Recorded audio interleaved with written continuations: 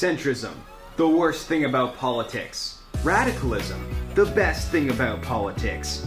Radical centrism, the worst thing about politics. The West? I'm confused. Hello, and welcome to Ideology Review, the only show where we review political ideologies in a desperate attempt to find which one will fill the hole in our souls the best. I call it the whole soul. I'm your egg, and today we're going to be reviewing radical centrism. Part 1, contradictions. What is radical centrism? Well, to start, it's a contradiction. And you know how we feel about contradictions here on the Junior Egg channel. They are both very good and simultaneously very bad. When provided with a contradiction, we often try to decode that contradiction. That is, to make sense of it in our own heads. It says just as much about how we decode the contradiction as it does the contradiction itself. A contradiction is a question, one that we answer by decoding that contradiction. How a person decodes a question like radical centrism can tell you a lot about how much that person might actually believe something like radical centrism could exist. Before we explain what a radical centrist is, let's look at some ways that radical centrism is used online and has been talked about in the past, which wouldn't be the best definitions for radical centrism. They'd actually be better definitions for other terms, which we'll talk about later. JJ, what's your view of radical centrism? Well, I would say that radical centrism is the ideology of people who define their politics in radical opposition to the extremes on both the right and the left. Like somebody who is very anti-far right and anti-far left, and so they think that the best politics is defined by how urgent you are in your rejection of those extremes. Wrong! That's a very common framework that's used to conceptualize radical centrism, but really it's more of an anti-extremist philosophy. It's defined by what it's not. You can look at the three arrows: against communism, against monarchy, against fascism, but then of course, what's it positing, right? What's it for? People running around with the anti-fascist, anti-communist signs, rejecting both extremes, but what are they positing? An anti-extremist is someone who is very extreme about not being extreme. And that is probably a more accurate term than radical centrist. Another framework we might use for radical centrist is radical liberal. Pierre Elliott Trudeau called himself a radical centrist at one point, but a better term for that might be radical liberal. This is an easy conflation to make. Of course, in the West, we associate centrism with liberalism, so radical centrism would just be a form of radical liberalism. Problem with that is we already have ideologies for radical liberalism. Radicalism, or radlib, is probably a better term for radical liberal. And now a word from our sponsor. Today's video is brought to you by Atlas VPN. Atlas VPN is my favorite VPN and also the only VPN. But what is a VPN? Well, it stops the spooky government from spying on you for one, and also stops evil crypto hackers from getting your information. It's got blazing speeds and a free version which you can install now to try out one of the servers. I'd like to use Atlas VPN, for example, when I'm on Netflix and I want to watch my favorite show, Rick and Morty. And unfortunately, Rick and Morty isn't available on season 5 on Netflix yet, but if I go to Japan, then it is available on Netflix. You can also use it to find better deals on airplanes and better deals on, hotels and cars, maybe. You can use the VPN to change your location, protecting you from spooky totalitarian governments. That's not all. Atlas VPN is also available on mobile devices, Mac, Windows. And look at this. Wouldn't you look at this? They've got a 3-year deal. $1.39 per month for 3 years. Give personalized example of how to use VPN server. Fellas, I use VPNs all the time because I'm an internet terrorist. A third framework for how to interpret radical centrism is this sort of stereotypical centrist archetype that exists as the guy saying, should we kill everybody? Should we kill nobody?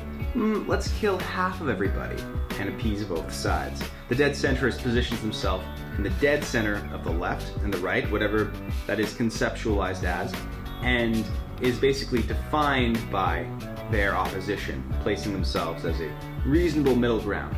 However, the dead centrist is so extreme in placing themselves at that middle ground that they are in the complete center with no wiggle room at all. This is sort of an invention of the modern day political test, where you have these sliders. Of course, you get 50% on every spectrum on that test, and you call yourself a dead centrist because you are in the dead center of all of these political spectrums, and also because I am going to kill you. A fourth ideology for radical centrism might be something that combines left-wing and right-wing policy positions. This is a more common definition for radical centrism, but I don't think it's the best one. And the reason for that is because we already have a word for that, which is syncretic politics. And syncretic politics is things like, a socialist conservative has socially right-wing views combined with economically left-wing beliefs. You could say they've taken ideas from both the left and the right. The problem is that this just creates an ideology, a coherent ideology that works pretty predictably. So we can say that a socialist conservative in charge is going to be solving all of the problems that they face with a socialist conservative framework. So while we could call both progressive libertarianism and socialist conservatism syncretic ideologies, it would be wrong to call either of them radical centrist ideologies, because the ideologies that they consist of are in no way resembling centrism at all. They would maybe be closer to something like an anti-centrist ideology. Everybody has their own idea of how to decode the contradiction of radical centrism. However, the framework that we're going to be positing for today's video is something along the lines of ideological grocery shopping. The radical centrist is capable of using any policy position from any ideology across the political spectrum in a non-partisan, pragmatic way to solve individual issues, with the fundamental goal of radically reforming institutions. So if I could find a way of making the government more efficient for everybody, in a way that doesn't make the government bigger or smaller, not necessarily a left-wing or right-wing thing that most people can get behind, that would be a radically centrist policy proposal. I'm doing something very radical, but I'm doing it in a way that it doesn't fall along a partisan vibe. So radical centrists can pick and choose policies from across the political spectrum, but they can also propose individual policies that can be described as radically centrist. For example, the individual policy of creating a universal basic income is a radically centrist idea. It can be spun in many different ways, from the Milton Friedman kind of UBI, which is get rid of all the social programs, but the state gives you, say, $1,000 at the start of every month, and that's it. Or you can use UBI as a more leftist, progressive way, where you have the social programs, plus you put the UBI on top of that. That kind of non-partisan breakdown of support for UBI makes this weird situation where there's people on the left who really hate UBI because they think it's just covering up the flaws of capitalism, and there's people on the right who really hate UBI because they view it as the government giving out free stuff to people, which they're fundamentally against. And then you have supporters on both sides as well. It's one of those issues that sort of breaks their traditional left-right paradigm. Radical centrists are obsessed with pragmatism, and they often call themselves unideological or even anti-ideological. It might be wrong to call radical centrism an ideology at all, in the same way it might be wrong to call populism an ideology. Populism is simply the way that the ideology manifests in real life. Maybe radical centrism is more of a disposition than an ideology. Of course, radical centrists claiming that their ideology is the most pragmatic and practical is, of course, the eternal contradiction. It is pragmatic and practical and untheoretical in theory. Centrists often start out centrists, and then because of how entrenched the left-right divide is, when they win, they end up being pulled one way or another because they find it easier to work with one side or the other. Ideology always wins in the end, of course, but they struggle against it anyways, and they try to carve out a new world. Binge? Christ? Part 3, Boomer centrism versus radical centrism. So what's the difference between your typical crusty centrist and your new, exciting radical centrist? Your typical centrist is one that we might call a boomer centrist. It's one that doesn't seek to change the status quo in any exciting or radical way. If they want to change, they want to do it gradually. Clearly, a child tax credit is not a revolutionary reform that's going to fundamentally change any institutions. The left-right divide is not going to be solved with 2% more spending on infrastructure. That isn't to say that the boomer centrist doesn't change things. We know what neoliberals and neoconservatives are about. We know what they're going to do, and a lot of what they do does involve change. It's just that we know how they're going to change things, and we know that they're not going to change how they change things. You can expect certain policies on immigration and climate change and how to deal with COVID, foreign policy. We sort of know what they're about. Whether or not the policies of the center-left and center-right, that is the neoliberals and neoconservatives, are centrist is a topic for another video. Metapolitics. Okay, so what does centrism, anti-centrism, and radical centrism all have in common?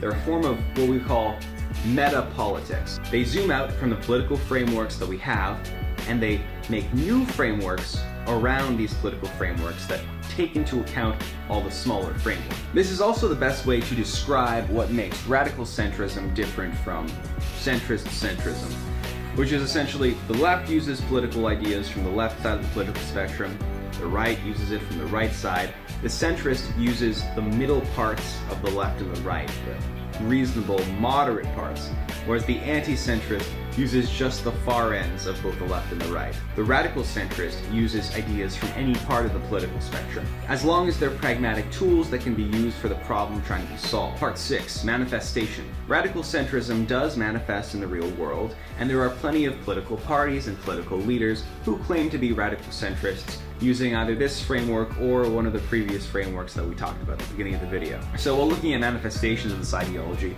let's look at American politics. We can say Joe Biden is a pretty clear example of our boomer centrist looking for gradual reform and change, and we can compare him to Andrew Yang as our radical centrist.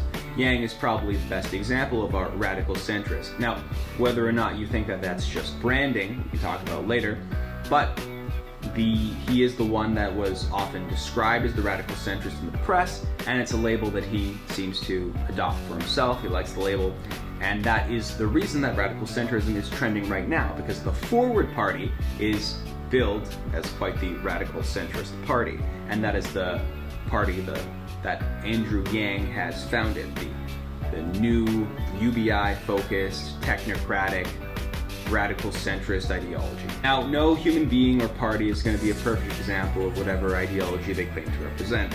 That is just the result of the friction of the psychic world meeting with actual reality. Yang bills himself as a non-partisan option that's going to pragmatically look at problems and solve them. He fits our radical centrist framework pretty. What you end up seeing in Yang says a lot about how you're decoding that radical centrist contradiction, whether or not you view him as this social libertarian or a technocrat. But for the policy of UBI especially, we can pretty safely say that his meta-political label, whether or not he really is a technocrat or a social libertarian, is probably radical centrist. At the very least in branding, which is what matters, fellas. Now, you may think that breaking from the left-right divide is a little too crazy, it'll never work, and that even if you could, picking and choosing from across the political spectrum, it seems like a marketing gimmick, right? Eventually you're going to be picking more left-wing policies or more right-wing policies, and you'll get sucked into the black hole of whichever side that you end up leaning more towards. So ironically, in theory, it doesn't seem that practical, does it? But you know how we feel about practicality here on the Junior Egg channel. It's bad! So, radical centrism is what we call a meta-ideology. That's not syncretism, and not dead centrism, and not radical liberalism, and not anti-extremism. Although it may have elements of any of those frameworks, it uses individual policy proposals from across the political spectrum in a pragmatic way that does not fall upon partisan lines. So, how do we score radical centrism? Well, to the degree that it's good. But to the degree that it's not good, it's not good. And so we gotta figure this out. Well, it's a centrist ideology, but it's also the most powerful among centrist ideologies, which fills me with terror. Radical centrism is almost like halfway towards being anti-centrism because it's working off the meta-political framework. Normally on Ideology Review, we only give out 0s and 10s. And as a radical ideology, it's a 10. But as a centrist ideology, it's a 0. So, final score, 0 to 10 and 10 out of 10, equaling 5 out of 10, which is a centrist number, so it gets a 0 to 10. Will radical centrism get you laid? Absolutely, maybe. What do you think about radical centrism? Are there any political parties or politicians in your country that claim to be radical centrists? Do you think that there's a future for the radical centrism as an idea? Let me know in the comments below. Goodbye.